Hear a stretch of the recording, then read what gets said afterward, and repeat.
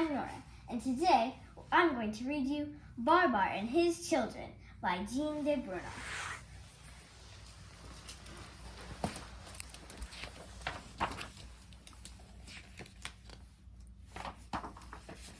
One morning, Babar said to Cornelius, "Old friend, you who have been my constant companion through good times and bad, listen now to my wonderful news. Celeste, my wife, has just told me that she is expecting a baby." Then, pointing to the footstool, he continued, "Here is a new hat for you and also a message I have just written to my subjects. Take it and read it to all the inhabitants of Celesteville." After having congratulated and thanked Babar, Cornelius puts on his full dress uniform. Standing before the gateway of the royal palace, he tells his drummer to assemble the townspeople. Slowly, he unfurls the king's proclamation, puts on his spectacles, and reads in a loud voice. The elephants, gathered together in large numbers, listen respectfully. "Dear and loyal subjects, when you hear a salute fired from a cannon, do not be alarmed. It will not mean that another war has begun, but simply that a little baby has been born to your king and queen in the royal palace. In this way, you will all learn the glorious tidings at the same time. Long live the future mother, your Queen Celeste, Babar." Here, reproduced exactly, is Babar's message, which Cornelius read. Babar is trying to read, but he finds it difficult to concentrate. His thoughts are elsewhere. He tries to write, but again his thoughts wander. He is thinking of his wife and the little baby, soon to be born. Will it be handsome and strong? Oh, how hard it is to wait for one's heart's desires. Celeste urges him to go for a ride on his bicycle to take his mind off the big event, and Babar finally consents. After having pedaled several miles, he finds a pleasant spot and decides to rest. Seated on the grass, he admires the surrounding countryside, Celesteville and Fort St. John. "It is from there that the cannon will be fired," he says to himself. At this very moment, boom! Babar hears the salute. "There it goes. What a shame that I wasn't at home," thinks Babar. He immediately mounts his bicycle and rides home as fast as he can pedal. There, up on the turret, the artillery captain of the King's Guard carries out the orders he has just received by telephone. He gives the command. One blank shot is fired, then another, and finally a third. The elephants gather in groups on the promenade and begin to wonder and ask questions. King Babar had only mentioned one shot. Why did the gunners fire off 3? Cornelius himself cannot understand it. Babar reaches home quite breathless from his fast ride. He also had heard the 3 shots. He dashes headlong up the stairs, joyfully rushes into Celeste's bedchamber, and embraces his wife tenderly. She smiles and proudly shows him 3 little baby elephants. That explains everything. 1 salute for each child. 3 babies equals 3 salutes. But what a surprise to find 3 babies when you only expected 1. The old lady has 1 in her arms, and the nurse holds the other 2. Arthur and Zephyr are terribly excited. Babar has given them permission to come and see the babies. They walk in quietly. "Oh, how tiny," says Zephyr. "Oh, how cute," adds Arthur, as he admires the baby lying in the cradle. Celeste had prepared only 1 cradle, so the nurse quickly makes another one out of a wasp basket, a towel, and an umbrella. It is crude, but the babies are warm and sheltered.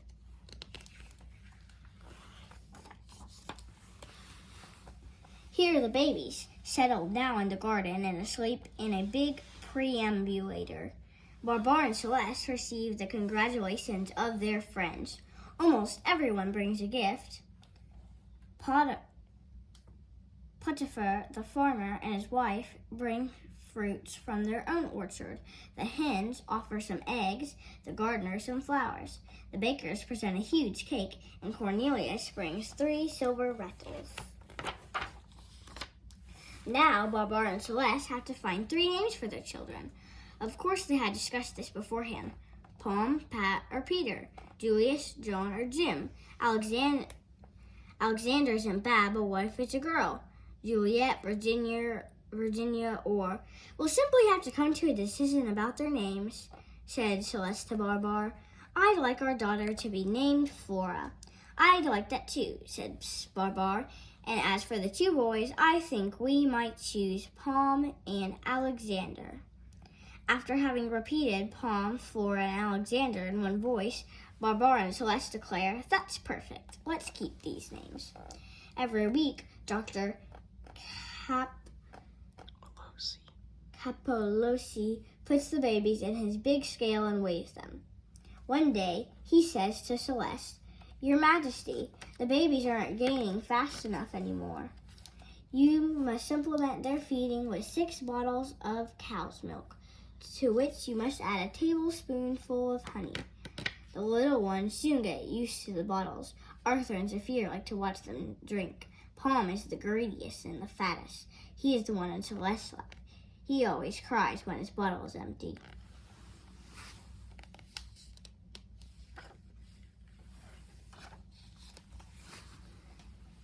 Flora is very good and lies in her cradle playing with the rattle which Cornelius gave her.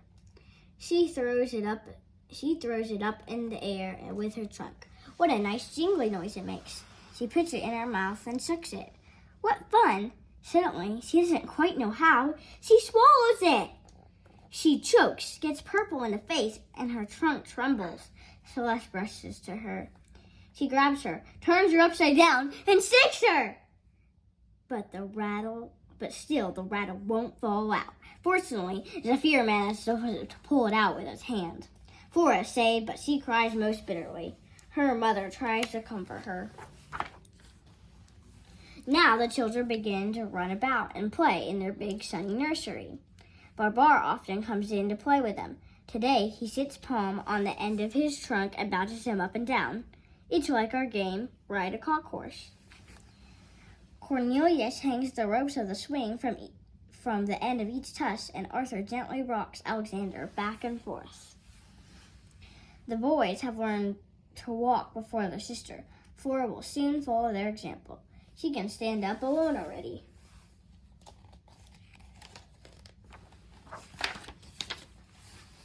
When the children are dressed, the nurse takes them out for a ride in their big carriage. They are still too young to walk very far. One day, Nurse says to Arthur, It is colder than I thought, and we are not far from the house. It won't take me long to run back and get some sweaters so my babies won't catch cold. Will you look after them for me until I come back?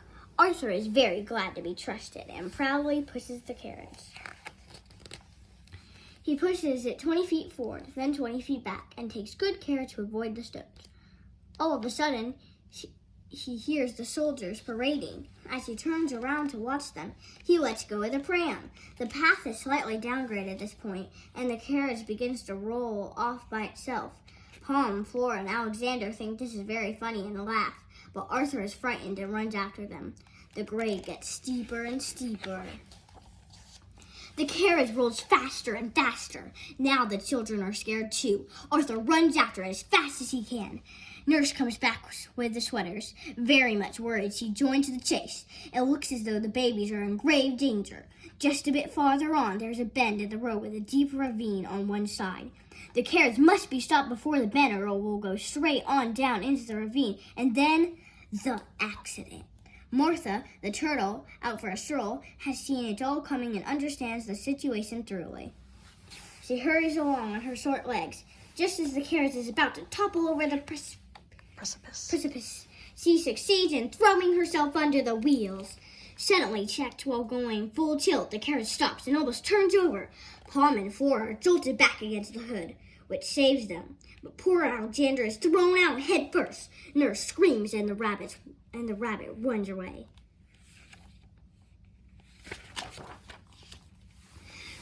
Mr. and Mrs. Squirrel have heard the nurse's scream. Then, a minute later, they hear the rustle of leaves and the noise of breaking branches to the left above them.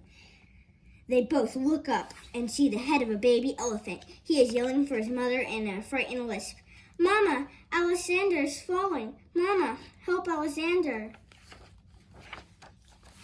Steady, little elephant. Don't let go. We're coming, cry the squirrels. Just balance yourself and try to get your foot up on that big branch. We're right here. Don't be afraid. We'll help you. Their scheme succeeds. Mr. Squirrel gives further orders. Hold fast to my tail and wiggle your big ears to keep your balance. Watch your step. Follow me. You can rest when you've reached our shelter. A few minutes later, safe and sound in the squirrel's hole, Alexander breathed a sigh of relief. How lucky he was to have fallen in the trees and to have found these obliging friends. He might have been badly hurt. Now he'd like to go and tell his mama not to worry. But how can he get down that tree trunk? It is absolutely smooth and very high. Just then a big giraffe strolls by and sees his plight. He says, Look here, little elephant, I'll put my head right close to the branch.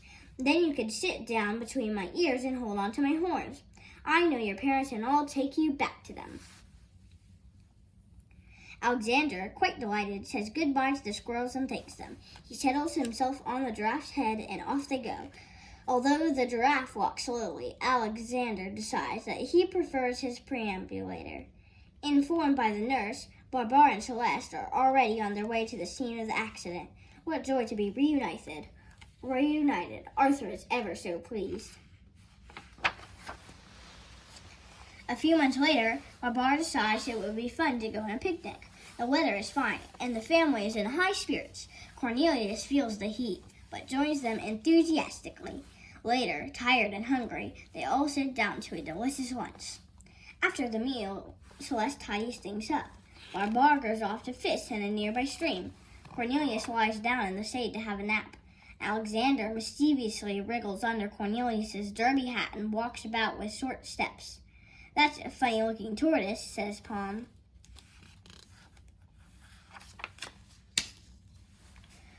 While playing, they come to the edge of the river.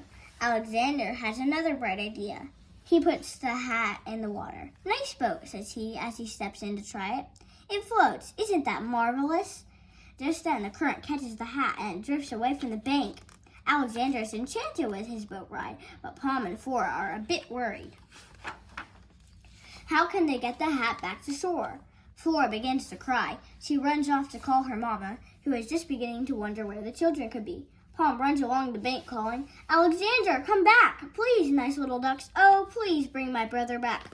But the ducks fly away. Suddenly, Palm gives a lusty yell. A crocodile! A crocodile! Alexander looks around. Oh, Papa, he whimpers. Babar was peacefully fishing and thought the children were playing. As he hears this desperate cry for help, he understands that something serious must have happened. He stands up and trumpets angrily as he sees the horrible crocodile. 3 seconds in which to act, and no gun. The situation seems hopeless. Babar, without hesitating a moment, grabs the anchor and hurls it violently into the monster's jaws. Caught like a fish, the crocodile, in a wild fit of rage, flips his tail right out of the water. Tossed about by the swirling eddy, the hat capsizes and Alexander is thrown into the river. Babar dives in after him and searches about with his trunk. Ah, he feels something. Hurrah! It's Alexander's ear. He makes quick work of bringing him up out of the water and reviving him. As for the crocodile, he thrashes madly about, but cannot rid himself of either the anchor or the boat. The birds gather around Babar and Alexander, who are, of course, dripping wet. Would you be kind enough, asked Babar, to go and reassure Queen Celeste? Ask her to hurry back to the house to lay out some dry clothes and prepare hot drinks for us.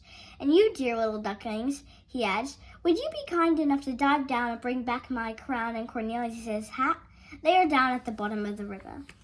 Alexander kisses his mama happily. She bathes him, gives him a good rub down, and puts him to bed under heavy blankets. Arthur, Zephyr, Palm, and Flora are still very excited. The pink big flamingo brings back the crown and the hat. Oh, thank you very much, says Babar. The hat is slightly damp and out of shape. Cornelius, however, will be happy to have it back because it is an old keepsake. Now everyone is asleep. Babar and Celeste will soon go to bed too. They are gradually calming down after all these exciting events. Truly, it is not easy to bring up a family, sighs Babar, but how nice the babies are. I wouldn't know how to get along without them anymore. I hope you enjoyed the book, Babar and His Children.